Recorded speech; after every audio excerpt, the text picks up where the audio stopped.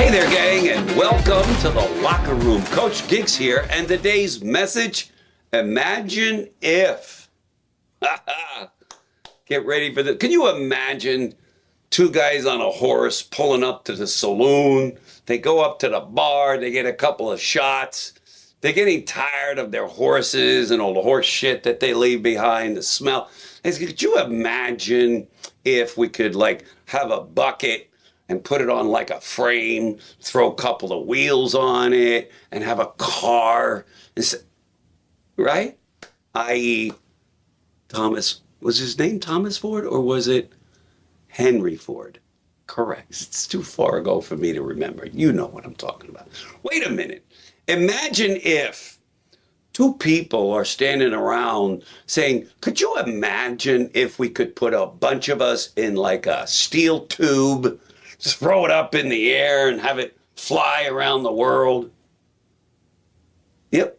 Someone imagined that, i.e., the Wright brothers. Here we are. We have airplanes that fly in the... Imagine if you could, two people sitting around, if you could have like this television. What? Yeah, something where you could watch a TV, people that sit there and on TV with a tube, sound coming through this tube.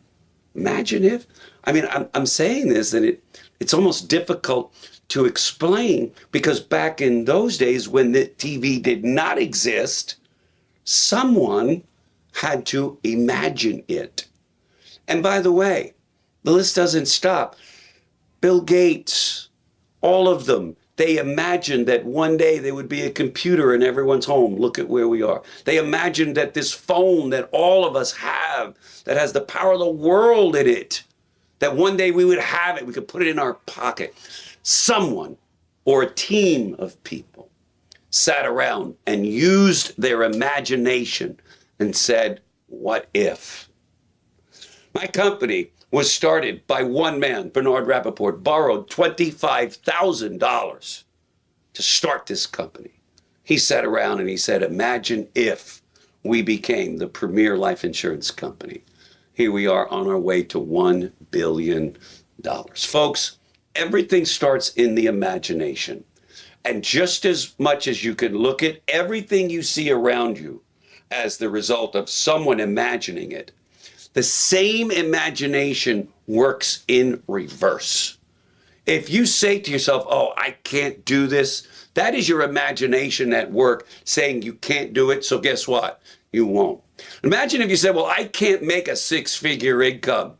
That's hard to do. Guess what? It won't happen. We use our imagination negatively, more negatively than we do positively. I want to encourage all of you in this locker room to use your imagination to create in your mind first the world that you want to live in.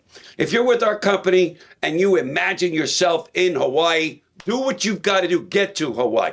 If you're watching this and you're with our company and you imagine yourself earning over 7 figures of income, imagine it. And then go find people who are already doing it. Because there are people out there that are already doing and achieving what you want. The only difference is you're hanging around either people who are way up there and can show you, or people who are cynical, negative, and tell you everything that can't be done and why it can't be done. Imagine if. Use your imagination to bless you, to bless your family, to bless everything you do. And I'll guarantee you best life ever. Thanks for joining me today, gang, and we'll see you in tomorrow's Locker Room. Bye-bye.